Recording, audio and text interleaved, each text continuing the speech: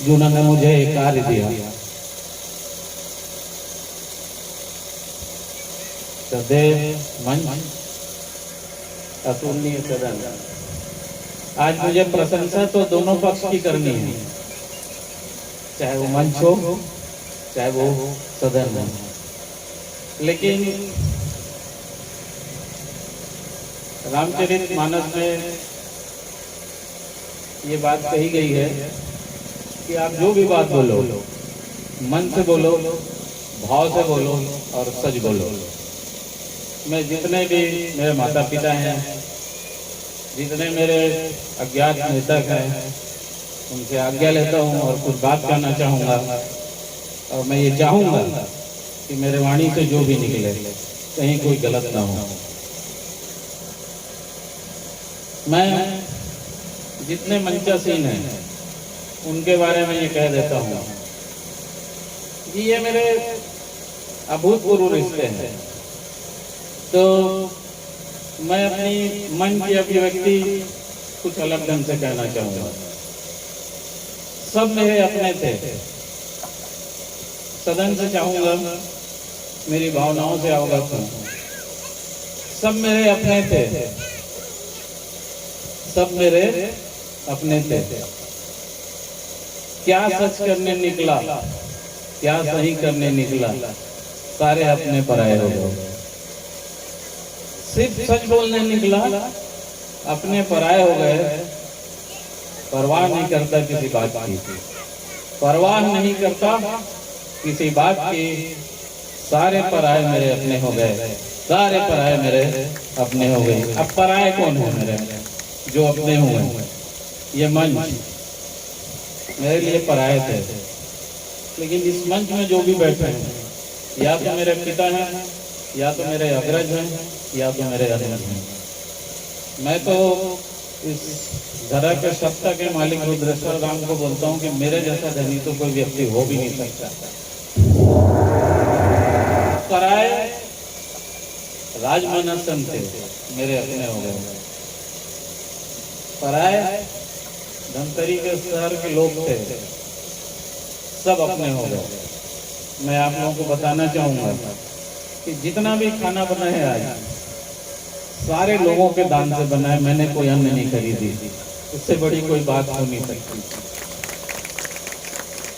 पराये तो वो हैं जिनको मैं जानता नहीं और ला के मुझे पैसे देते हैं कि आज का कार्यक्रम अच्छा होना चाहिए, आप ये पैसा रखना।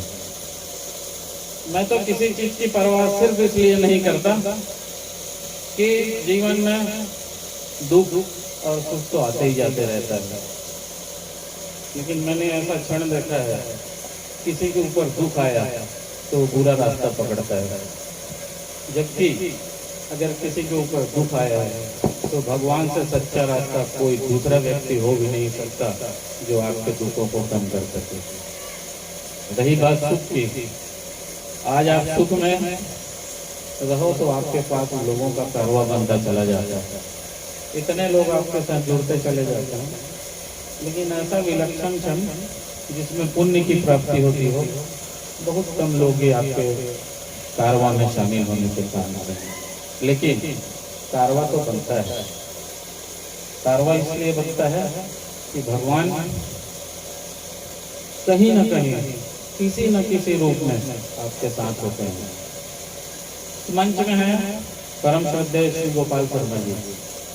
मेरा उनका पिछले 40 साल से अपना व्यक्तिगत संबंध है, लेकिन उनका स्नेह मुझे पुत्रवत मिला। तो मुझे परवाह भी नहीं है कि मेरे पिता नहीं है, मुझे परवाह नहीं रहती, क्योंकि आपके लिए कोई अच्छा सोच दे, इस कलयुग में उससे बड़ा कोई पिता हो भी नहीं सकता। मेरे 35-40 साल के रिश्ते हैं डॉक्टर उपाध्याय से।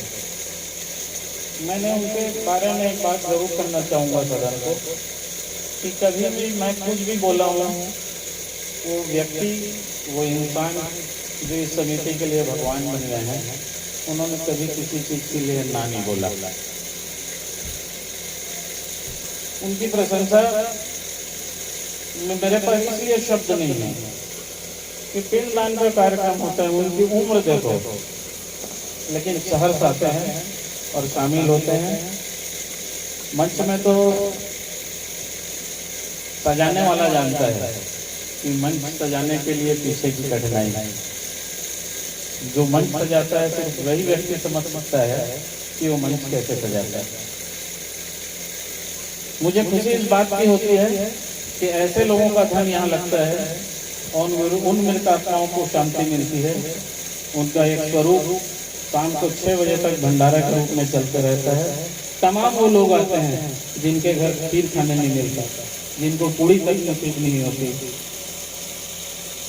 और अगले साल से हमारा ये प्रोग्राम है कि जितने भी लोग आए अगले साल से खीर तो 2-4 कुंटल का बन जाए, लेकिन कोई भी व्यक्ति सुबह से लेकर शाम तक भूखा न जाए। स्वर्धाम सेवा समिति की ऐसी योजना बनी है। सवाल इस बात का है कि काम करने वाला कैसा व्यक्ति हो। तो काम करने वाला व्यक्ति अगर किसी काम को पकड़ता है तो उसके अंदर भावनाओं का जब तक समावेश नहीं है वो व्यक्ति काम नहीं कर सकता। और जो व्यक्ति रामायण पढ़ता है वो भावना विहीन व्यक्ति हो भी नहीं सकता, ऐसा मेरा मानना है। मैं और एक चीज कहना चाहूंगा, डॉक्टर साहब जब भी मैं कुछ बोला कभी उन्होंने नहीं नहा, कभी नहीं कहा। तो सवाल इस बात का है, कद्र डॉक्टर साहब की ना बोलने से या हाँ बोलने से नहीं है। आदमी की जो एक सोच आपके प्रति जो बनती है, सम्मान की भावनाओं को कई गुना ऊंचा कर देती है। मेरे अग्रज हैं डॉक्टर हीरा मवार जी, मैं उनके साथ और कुछ ट्रस्ट में जुड़ा हूँ जो गरीब बच्चों के शिक्षण शुल्क, उनको कैरियर गाइडेंस के संबंध में कोई काम होता है, उनके निर्देशन में भी काम करता हूँ। उनसे रह के कुछ सीखने भी मिलता है, कुछ समझने भी मिलता है।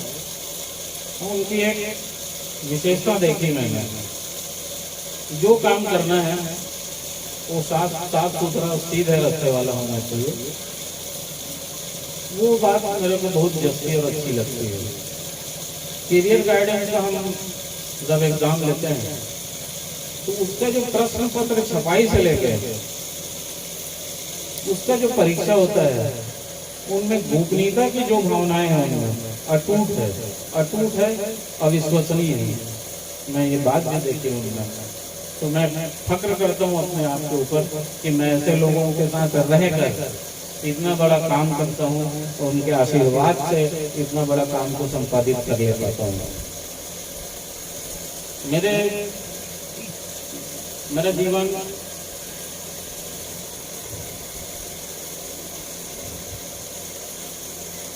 ऐसे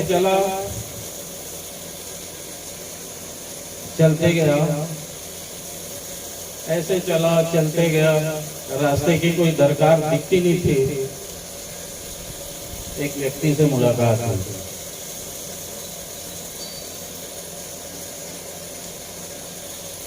उनकी मुलाकात जीवन के हर क्षेत्रों में दर्शन कराया। वो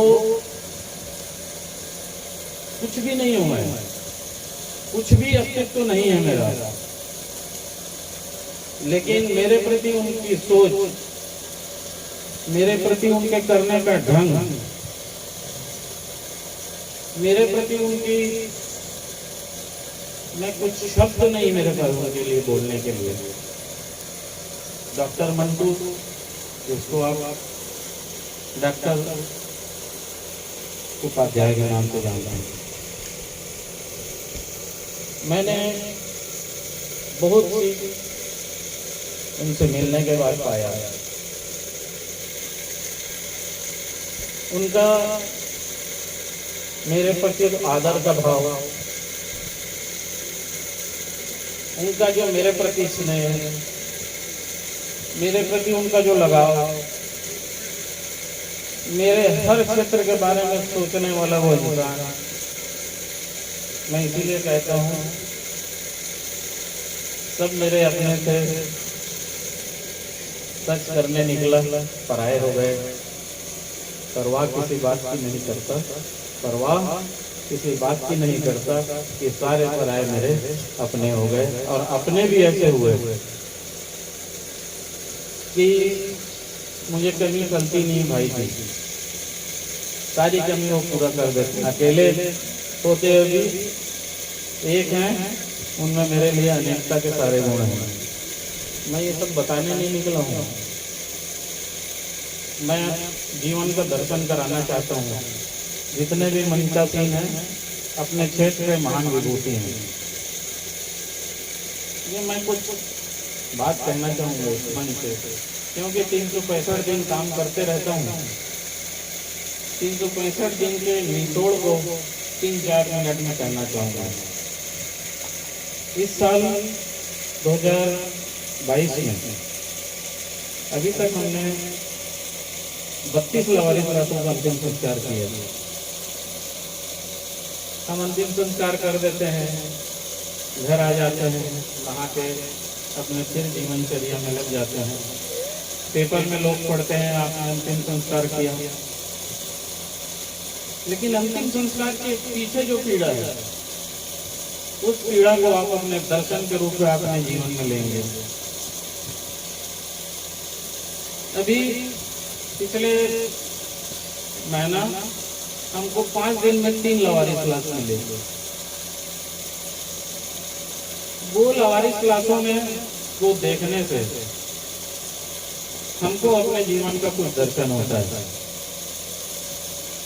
एक ऐसा व्यक्ति, मैं गांव से आ रहा था, सड़क में मरा पड़ा था, बहुत सारे लोग देख के जा रहे थे, तो कोई व्यक्ति उसको उठाने वाला नहीं था। पिछले महीने की बात है, मरादेव में मैं अपने गाँव से दूध लेके आ रहा था, तो मैं गाड़ी रोका। उस डेड बॉडी को जब तक पुलिस बुला के जिला चिकित्सालय में नहीं पहुंचाया, तब तक मैं अपना काम नहीं किया। और मुझे पता था कि कल या परसों में इसका अंतिम संस्कार करूंगा। अब आप सोचेंगे कि इसको कैसे पता था। जो व्यक्ति अपने बुजुर्ग को रोड में छोड़ दिए हैं, वो व्यक्ति किंचित भी वो अंतिम संस्कार उसका कर नहीं सकता।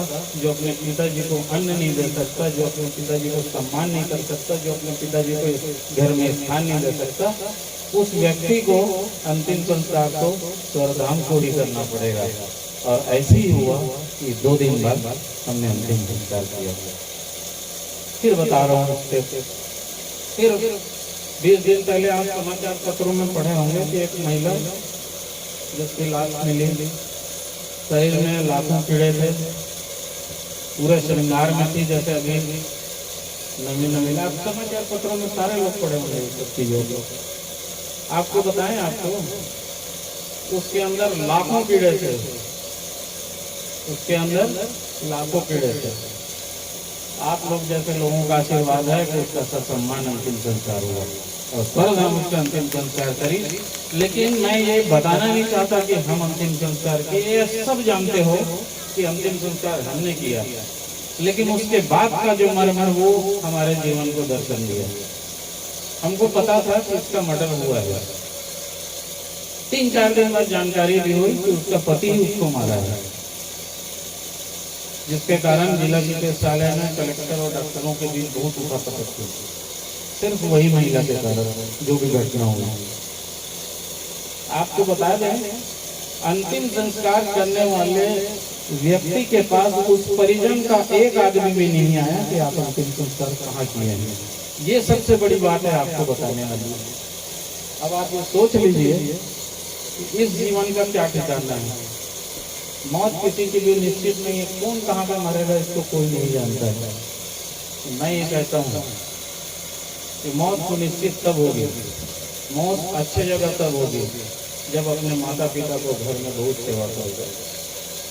माता पिता की जितनी सेवा करोगे, आपका भगवान भी चाह के भी आपका बाल बाका नहीं कर सकते। ये मैंने अपने आंखों से देखा है, अपने जीवन में यह अनुभव किया है। इसलिए मैं कहता हूँ कि किसी मंदिर देवालय में जाने के पहले सिर्फ अपने माता पिता को जो व्यक्ति संतुष्ट कर लिया है, वो जीवन के किसी भी रास्ते में असफल नहीं हो सकता। अगर असफल हुआ भी तो भगवान उनके लिए स्वयं खड़े होंगे सफलता की सीढ़ी लेके। ये मैंने इस छोटे से जीवन में पाया है। मेरे परिवार में मेरी पत्नी है, मेरा लड़का है, मेरी पुत्री जिसकी शादी हो गई है। इस पूरे 18 साल में उन्होंने मुझे कभी ये नहीं कहा कि आप हमारे घर में समय नहीं देते या कुछ भी नहीं करते। तो मैं भगवान को इसी मन से कहता हूँ कि मैं उनका ख्याल नहीं रख पाया तो भगवान जी उनका ख्याल रखें और उनको अपने अपने दिशा में पहुँचाएं। और लोग, हर लोग, कोई भी अपने आप के ऊपर ये बात न ले, हर आदमी आप स्वार्थी हो चुका है। किसी से जुड़ता है स्वार्थ के कारण, किसी के घर पहुंचता है स्वार्थ के कारण। मैं ये चाहता हूँ कि स्वार्थ की दुनिया को छोड़ दो और हकीकत की दुनिया में आ जाओ। हकीकत की दुनिया में जब आओगे तो सारे रामायण और महाभारत और भागवत गीता सारे दर्शन आपको वहाँ पे मिल जाएंगे और आपको कहीं किसी चीज को पढ़ने की जरूरत ही महसूस नहीं होगी।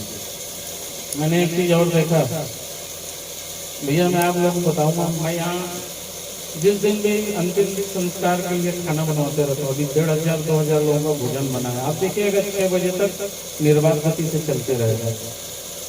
एक वक्त ऐसा था जब हमने पहले भोजन बनवाया, उसको खाने वाले कोई भी नहीं, उसको मेटाडोर में लेके गांव-गांव मैंने बांट के आया, फिर भी हिम्मत नहीं आया।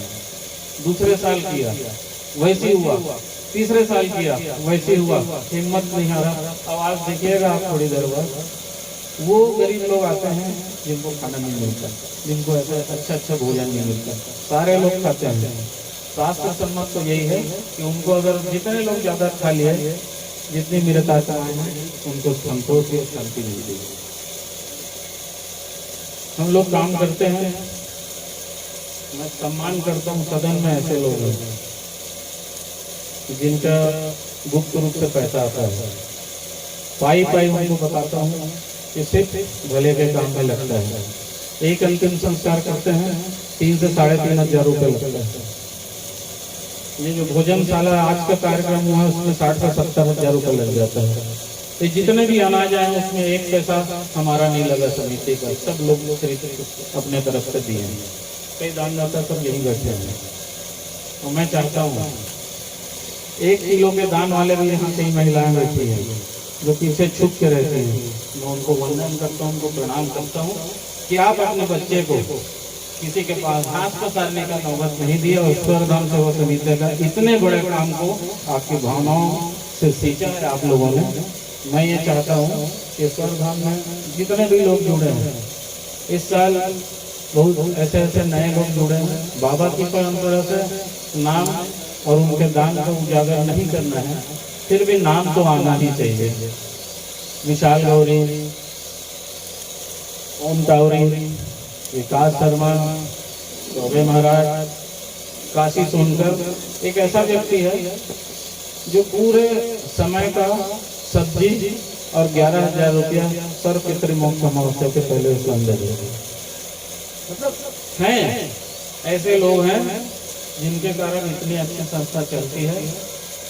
फिर से छोटी बात, बड़ी बात, छोटी बात, सब ये मंच भावना का है। जितने भी मंचासीन हैं मैं अधिकार से उनको लाया हूँ, खनन करके लाया हूँ, कुचेष्टा करके लाया हूँ। लेकिन मेरी भावना ये है कि इस मंच में जो भी सत्ता रहे, जो भी सत्ता बने, उन मित्रताओं का कद्र जो करता है वही इस सत्ता में मंचासीन हो सकता है। ये मेरी भावना है। मंच में बनने के लिए मेरे को कई लोग बोलते हैं इस साल मेरे को बुला रहे हैं क्या, मेरे को बुला रहे हैं क्या। जब ऐसी बात आ गई है मेरे को बुला रहे हैं क्या, तो ऐसे व्यक्ति को बुलाने से मंच की शोभा बढ़ती है। इसलिए गोपाल भैया बोलता हूँ कि बिना पूछे मैं उनका नाम लिख दिया तो वो गुस्सा हो रहे थे।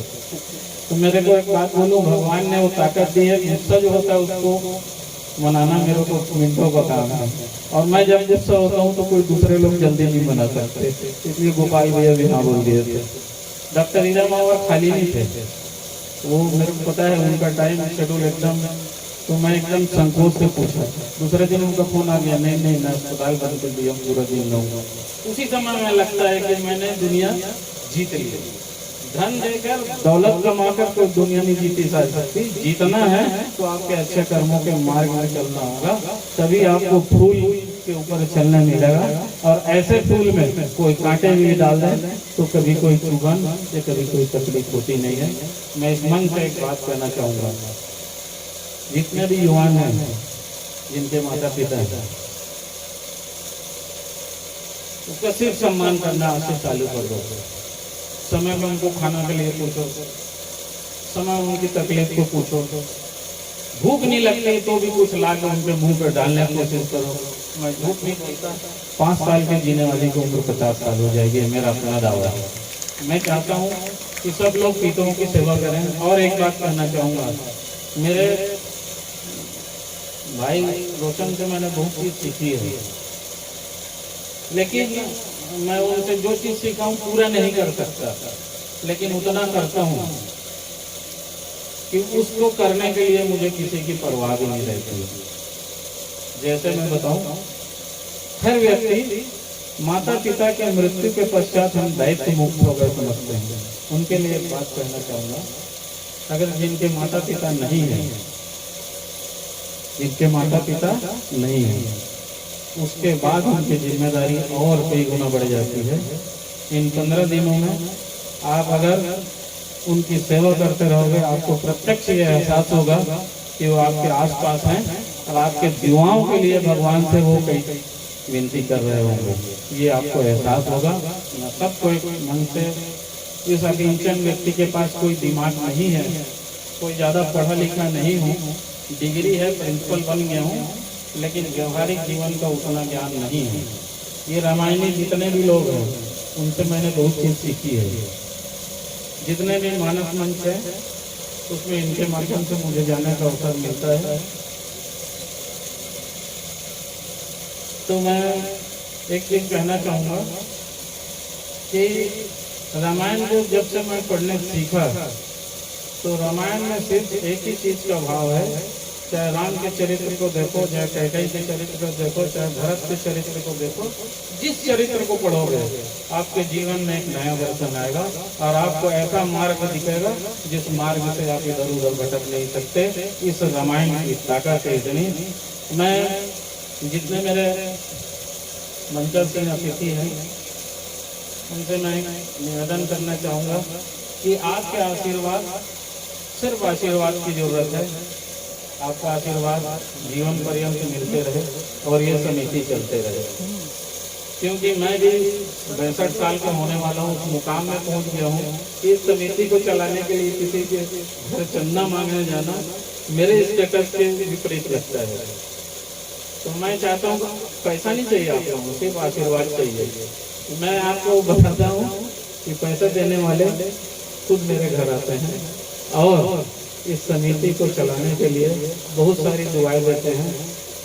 लवारिस क्लास का हम अंतिम संस्कार करते रहते हैं। इतना कुछ सीखने जानने मिलता है और ये सीख के मैं जीवन का हर दर्शन किया, हर चीज को जाना, हर चीज को परखा और सबसे अच्छा चीज जाना 15 दिन पितरों का महत्व को जाना। और इस 15 दिन पितरों के महत्व, जितनी माताएं बहनें बैठी हैं अपने घर में, सिर्फ वो काम कीजिए जिससे आपके पितर संतुष्ट होकर आपके घर के आसपास वास करें। आपके जीवन में कभी ना अंधेरा होगा, न कभी कोई कठिनाई आएगी, न कभी आपके घर में बाल बच्चे दुखी रहेंगे। जय भगवान। Thank you.